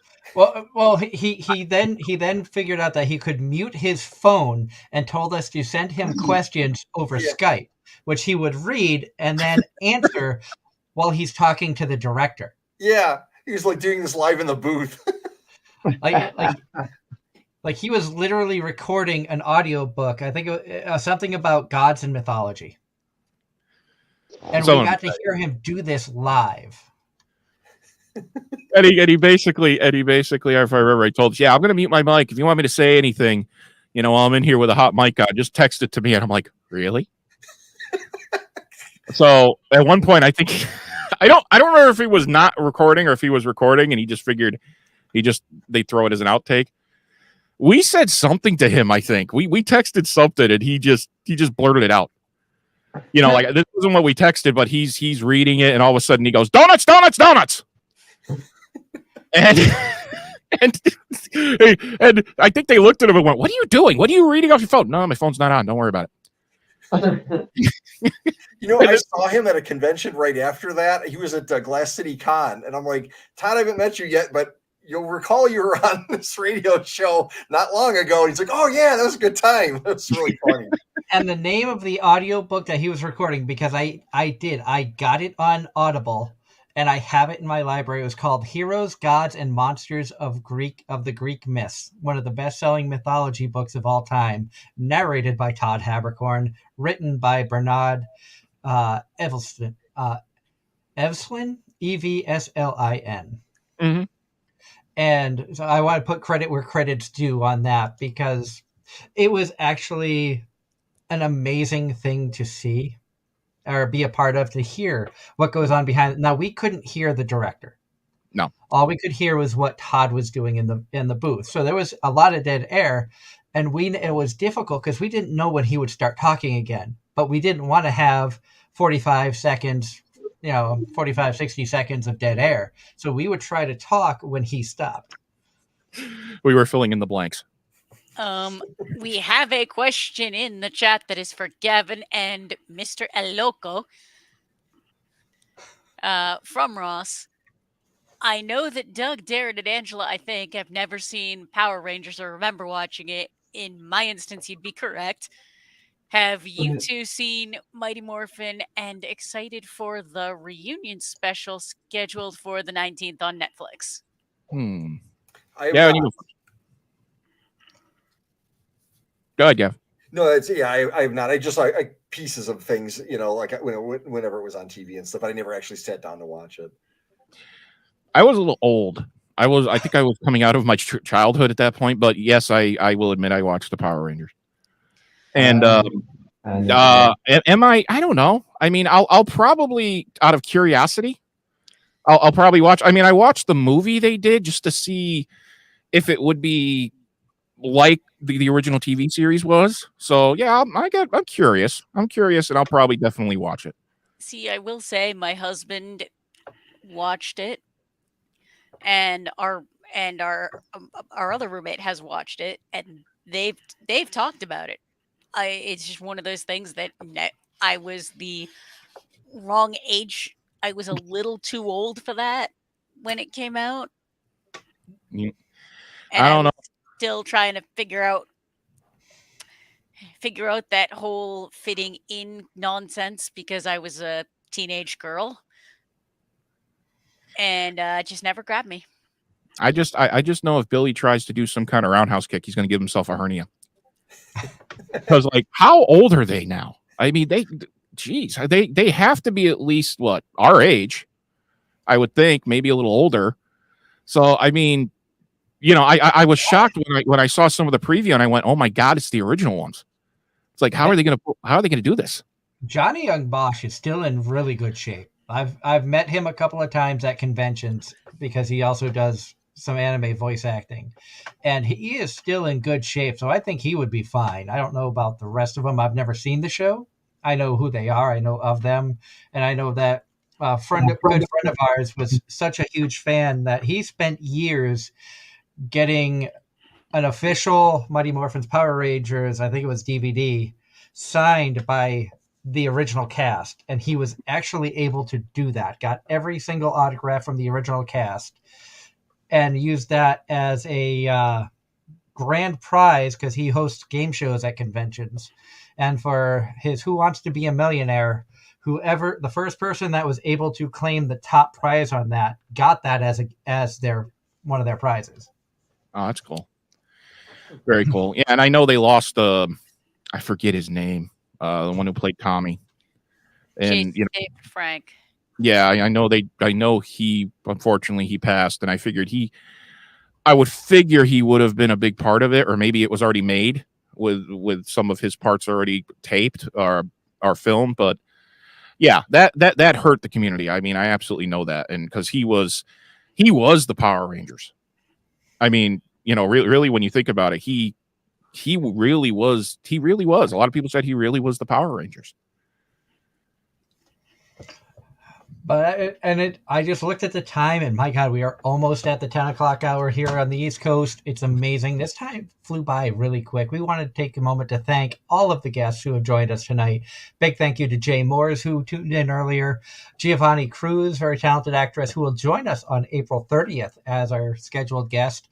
Also, a scheduling reminder, next Sunday we will not have a live show due to the fact that Angela and I will be at Anime Boston that weekend. I will be driving home I don't think it will be getting home before 10 o'clock. So there'd be no way we could do a show. However, April 16th, we will be back live on the air, and we'll have our friend Godswill Uga Jr. will be joining us, thanks to Darren hounding him.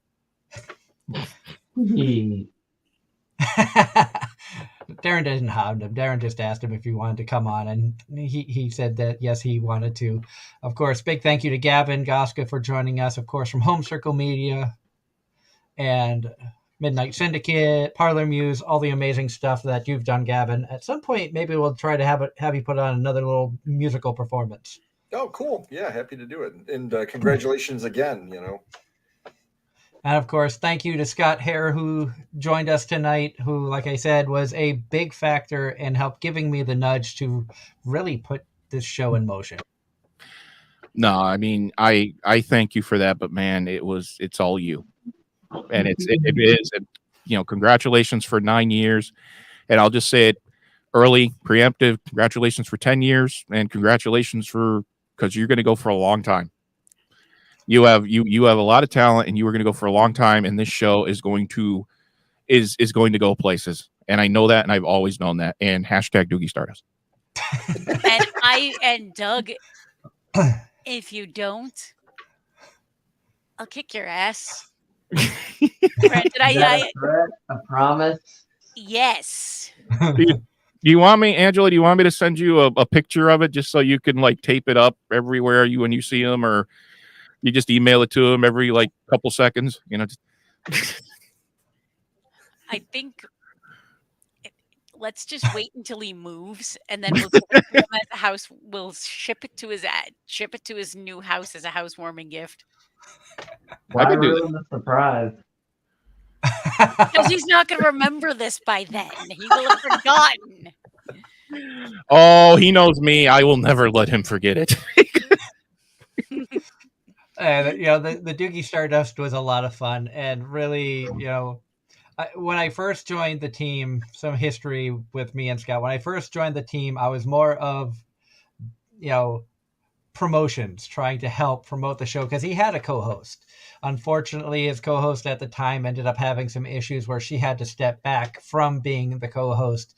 And after talking with everybody, it was decided that I should fill the spot. And man, we had some amazing guests on the show. And it was more paranormal pop culture than anime pop culture. Just say yes, Doug. So it was it was definitely crazy to see how I end up in a co-host position where I learned a lot about working the shows. Scott would get on topics and I would be there behind the scenes typing, trying to get information up on the computer so that I could have educated conversations with people who I may not know anything about. And that's where I learned how to do some of the stuff about, bring guests on, have information tabs open. I also learned a lot of how to improv during Scott's shows. Well, you had no choice. You had to kind of react. You had to keep up with me. So, yeah. And I remember the first show I did, and I go back and I've listened to it, and I'm like, oh my God, who is that? And that's literally what I said. But by the time you got there, I was better. Let's put it that way. I got my feet wet, and I was. And I was pushed, and I was really kind of getting into my groove. So yeah, you had to keep up with me, because the way I did shows, I was very loose. There was no format really. I had very loose format when I was talking to people. I told people that, hey, I told guests, hey, think of it as you and I having a beer and we got our feet up, and it's just a conversation. So you had to be able to think on the fly. I'm sure you see that's kind of, I took that and incorporated it in this show, and we get compliments from it's interesting when I reach out to voice actors about coming on the show, and I'm sure you've seen it where they'll be like, do you have a set list of questions so we can prepare? Right. When I tell them, no, we are 100% improv show, you can tell by their tone sometimes that they're like, okay, this could be good or bad. But after the shows, we get a lot of voice actors, and a lot of the guests we've had on the show be like, this was a lot of fun. Thank you for having me. And they've been return guests, much like Giovanni tonight, who joined us in the first hour. The one thing I believe I told you this, but it's really a mantra I go by, is that if you are ready, you never need any kind of list of questions from them, because you've already done your work. So you're going to be able to, that list of questions. If you go back and sometimes I've had guests go back and look at it, at their list that they tried to give me, and I tore it up. Literally, I've torn lists up. It's like, no, I don't do that.